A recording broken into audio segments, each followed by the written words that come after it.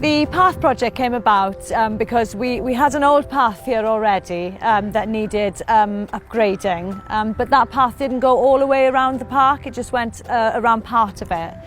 So we wanted to be able to have a path that went all the way around the park and that would be accessible for people with pushchairs, wheelchairs, scooters, bikes, and that it would link up to the different areas of the park.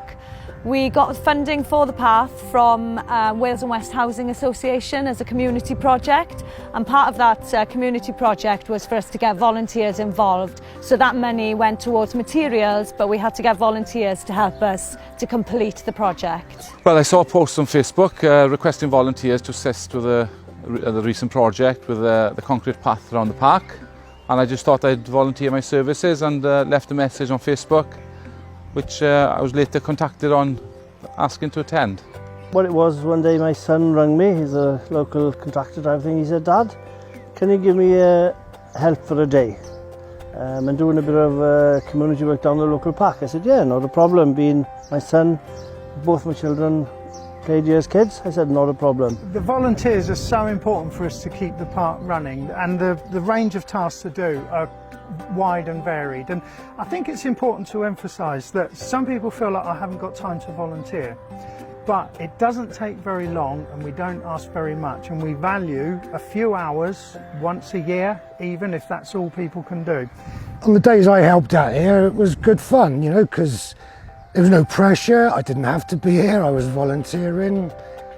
Everyone was the same, we all wanted to be here, the weather was nice, which made it great, and you know, we all knew why we were here. The main benefit of making this path was I seen one day a lady with 2 kids, and she was heavily pregnant before the path was done, and she was struggling to get across the park, and this was before this path was mentioned. Now the path is done, there's more people coming here and a lesser effort for a single parent or a mother or a small child to walk on.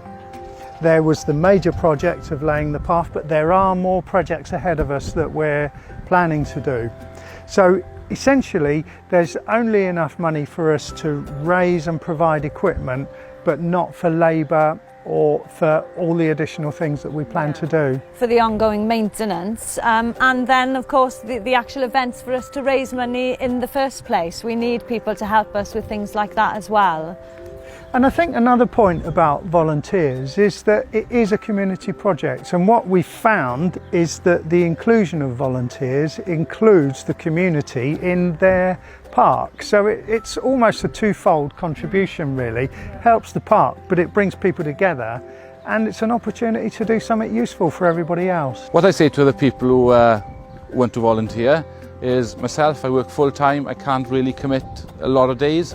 However, I feel a couple of hours here and there, or maybe half a day in a weekend, you know, I think it goes a long way in securing the future of this park. This is for the children of the local community in the main. Of course it's for everybody, but how can you not feel good helping out on a project like this?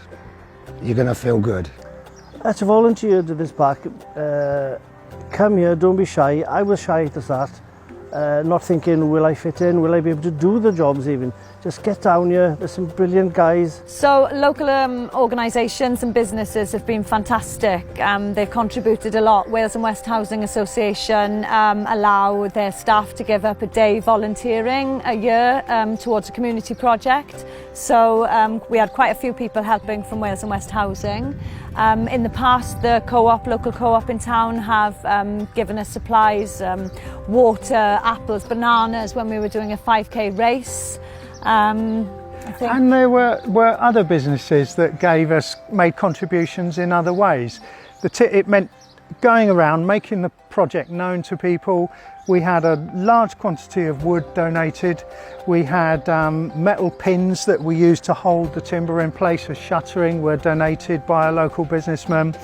And on another occasion we needed something and one of the committee members gave someone a call and we just went and collected it and they didn't want charging for it.